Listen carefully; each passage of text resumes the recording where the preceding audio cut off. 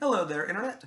Welcome to Cinephiles. My name is David DeRose, and like many of us during these quarantine times, I find myself filling the hours watching lots and lots of television and movies off of things like Netflix, Hulu, Amazon Prime, and my own impressive movie collection.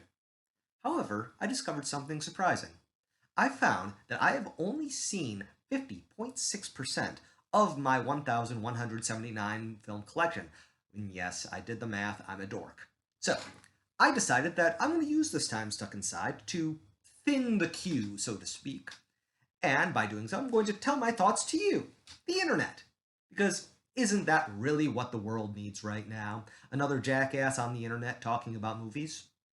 Now, I put all these movies through a randomizer, took a selection, and had people vote on them on Facebook and Instagram.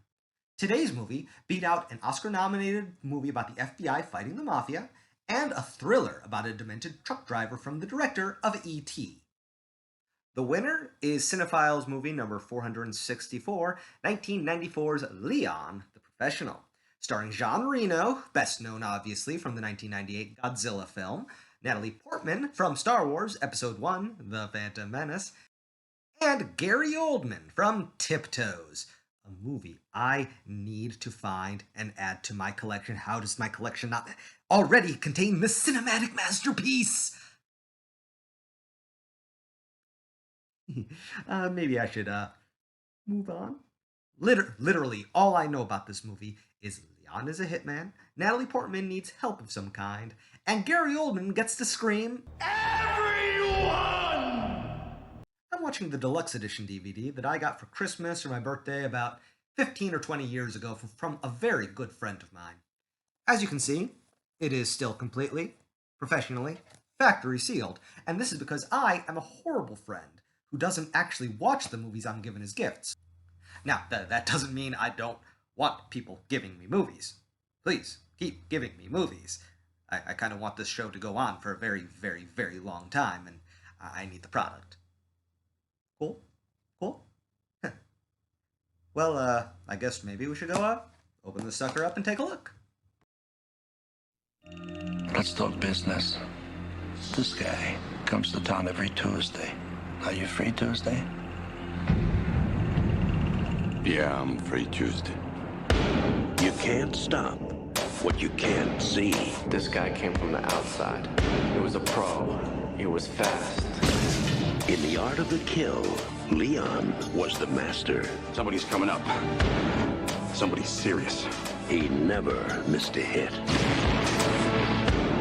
He never got caught. You're indestructible. Bullets slide off you. You play with them. And above all else, he never had a reason to care. Until now. I like these calm little moments before the storm.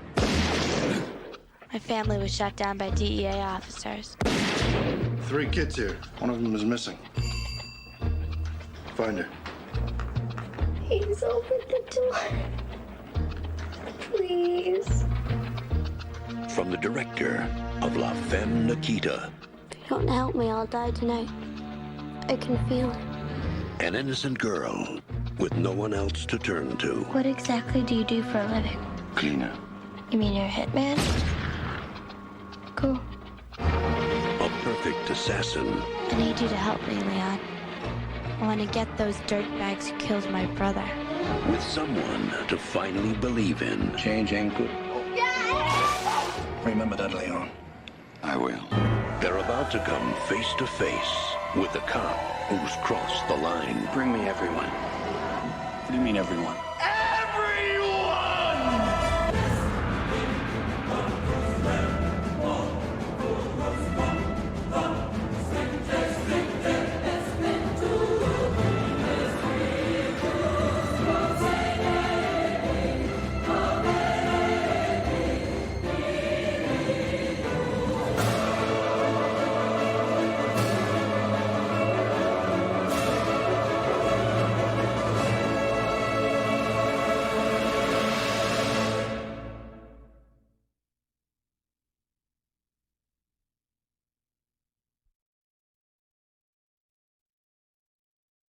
So, I just finished watching it, and it was good. I mean, it was really good. Yeah, big surprise. It's got a 95% audience approval rating on Rotten Tomatoes and an 8.5 out of 10 on IMDb. What do you expect? I mean, this movie, it was beautifully shot. It was magnificently acted by everyone involved. I mean, the costumes were stupendous. Can we talk about those costumes for a second? I mean, Leon's glasses, I friggin' loved. Gary Oldman's suit, I want that suit. I mean, I really, really want that suit. And I also really want those glasses. I mean, can someone hit me up with those stuff? I mean, Christmas, birthdays, Arbor Day, I'll take an Arbor Day suit. The costume designer, Magoli Gadashi, she definitely earned her paycheck on this movie. I mean, it was just beautiful. We open up the movie, an amazing scene of Leon executing a hit. And Jean Reno, he's terrified. He's operating in the shadows, he's always just out of frame. He's basically Hitman Batman. It also gives us a line that feels like it should be the tagline of a movie. Somebody's coming up. Somebody's serious. After that seriously beautifully shot opening, we meet Matilda, played by 11-year-old Natalie Portman, and she's amazing. This was her first movie. I'm blown away. This movie is so lucky that they found a child actor so good that she would grow up to be Natalie Portman. She runs a gamut of feels throughout this. I mean, she's from adorable to heartbreaking to... Like a virgin. Ow! Touched for the very first time. Leon, I think I'm kind of falling in love with you. uncomfortable. Leon and Matilda meet and they have this nice, polite exchange. We see that she has a bruise on the side of her face, and my immediate thought was, oh, Leon's gonna kill that abusive dad so hard. But her dad, played by Jimmy from The Practice, he's got his own problems. He's accused of skimming drugs from his boss, Norman Stanfield, played by Gary Oldman. A man who deserves every award ever made. I mean, every motion this man makes, every facial tick, slight sway is intentional, and nothing's wasted.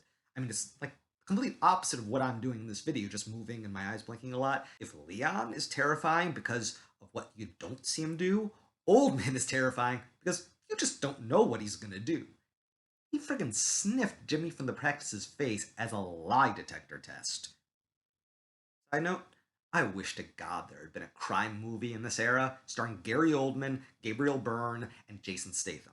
But more snatch level Jason Statham and less transporter Jason Statham. I also really liked how they took moments to humanize Leon. They could have easily just made him be a quiet, stoic hitman with a code. That would have been fine. But director Luc Besson takes time to show Leon doing little things like watering his plant, and I mean, he out of his way to show just how much Leon loves this plant. And going to see an old Gene Kelly musical, It's Always Fair Weather, and like enjoying it. Really enjoying it, like unapologetically enjoying it. These scenes could have been cut, and they might have been, I don't know, but my deluxe edition is, as Besson calls it, the long version. But it adds that little something. But we need to start the plot. I think I'll let Olaf take it from here. Their parents are dead. Yep. Our buddy Norman Stanfield and crew come in and gun down Matilda's whole family. You know what? I don't care. They were terrible people. Other than her 4-year-old brother, even Matilda doesn't care that they're dead. Or at least she says she doesn't care. She only survives because she wasn't there. She was running an errand for Leon, and this, ladies and gentlemen, is the reason to be nice and polite to your neighbors. If you're friends with them, they might be able to save your life someday. And this murder scene is awesome because we get more of that outstanding, over-the-top Gary Oldman performance. He's dancing as he's killing people. He has a casual conversation about Beethoven with Jimmy from The Practice, giving him advice on composers to listen to, knowing full well that he's going to kill this man before he leaves. Even being more annoyed that his suit was ruined than the fact that he'd just been shot in the arm. Of course, with that suit, I'm not surprised. I want that suit. To hell with the crime movie. Give me a movie where Oldman's Norman Stanfield goes up against Hans Gruber from Die Hard. Now that would be a damn good time. There are so many moments where I just give Natalie Portman a hug and let her know everything is going to be okay. She really hits it out of the park with breaking all of the hearts and being the cause of everyone having all the feels. And Leon seems to agree, because one of the first things he does after giving her sanctuary is try and make her laugh with a little piggy puppet. Now, I'm not going to ask why he has a little piggy puppet. It's adorable. We then get a nice series of scenes that I've got to assume are shorter in the theatrical edition of a Leon and Matilda bonding, be it in a game of celebrity that, Like a virgin. again, uncomfortable, or somehow less uncomfortable, murdering lots of people. These two have wonderful chemistry together, and you can easily see them becoming some kind of a family. Then we get what was for me a holy shit moment. We find out that Norman Stanfield, which I really want to know how they landed on that particular name, because it sounds like he should be an accountant. But instead, he's not just a wacky child-killing drug dealer? He's a wacky child-killing, drug-dealing, dirty cop. What? I know it was in the trailer, but I didn't watch the trailer, so it was actually a surprise. Now, I don't know why this makes him even scarier. I didn't think he could be scary, but every time he's on screen, he just adds more and more. I take no pleasure in taking a life if it's from a person who doesn't care about it. This character is astounding because you love him. I mean, you love to hate him. He's terrible. He has absolutely no redeeming qualities. But you love every second he's on screen. I mean, that just goes to show you what casting can do. I mean, this is Gary Oldman pulling out all the stops. And it's amazing. Eventually, it all comes to a head between Leon and everyone! And well, spoilers, it doesn't end well for Leon. He and Matilda have to part ways, and their goodbye is, I feel like I've been saying heartbreaking a lot here, but God, it is painful to watch. Beautifully painful. Painful in the best possible way. But yeah, it hurts. It hurts a lot.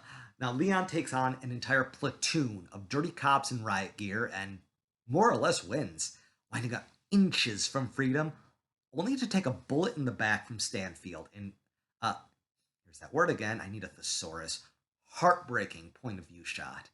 And here we get the 45 seconds of screen time that these two share together. And, well, Stanfield really should have listened to Thanos. You should have gone for the head. Because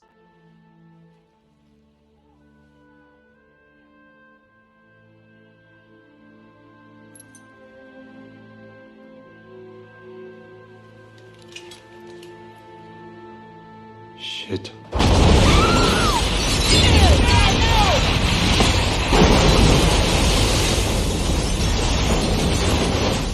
So, Leon's dead, but he took Stanfield with him. Matilda and the plant find a home at a boarding school mentioned really early in the movie. And roll credits. So yeah, this movie was great. 5 out of 5.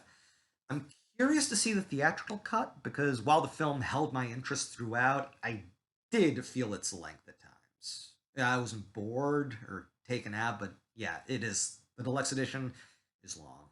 As of right now, Leon the Professional is only available for free at Crackle.com, but it's a cheap rental on Amazon.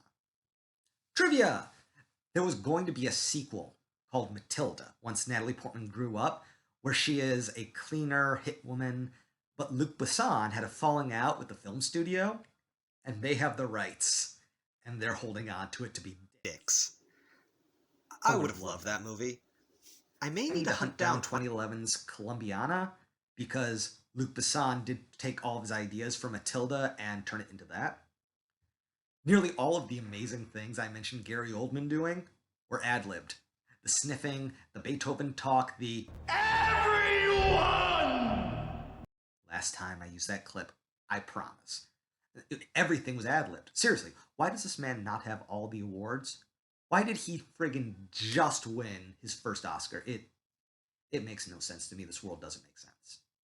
Jean Reno originally played this character in a previous Luc Besson film, La Femme Nikita, and Luc Besson loved that character. It was a one-scene wonder character so much, he wrote this entire movie. There is an alternate universe out there where Robert De Niro is Leon and Liv Tyler is Matilda. Another guy that auditioned for Leon, Keanu Reeves. That would have been a different movie. So, yeah. Yeah, this has been the first episode of Cinephiles. I hope you liked it. Hopefully the next episode is going to be up in a couple of days. Questions, comments, suggestions can be sent to cinephilesassemble@yahoo.com. Instagram as Cinephiles as well. All those are going to be in the video description. I hope to see you next time.